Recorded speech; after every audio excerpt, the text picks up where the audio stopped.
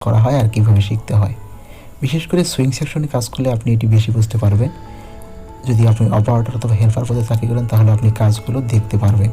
এরপর আপনি কোনো ট্রেনিং সেন্টারে পার্ট টাইমে কাজটি শিখে নেবেন।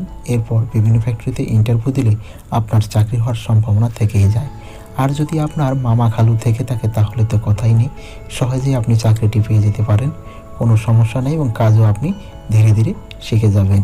এই পথে কেরিয়ারের জন্য অনেক ভালো হবে, এই পথে আপনার ভবিষ্যৎ অনেক উন্নত হবে, এটা নিশ্চিত। আর এই পদে আপনি অনেকটা আরামদায়কভাবেই থাকতে পারবেন, কারণ মেইনটেনেন্সের কাজ সবসময় করতে হয় না, মেশিন নষ্ট হলেই পরে মেইনটেনেন্সের কাজ করতে হয়। সবাই ভালো থাকবেন, আল্লাহ হাফেজ।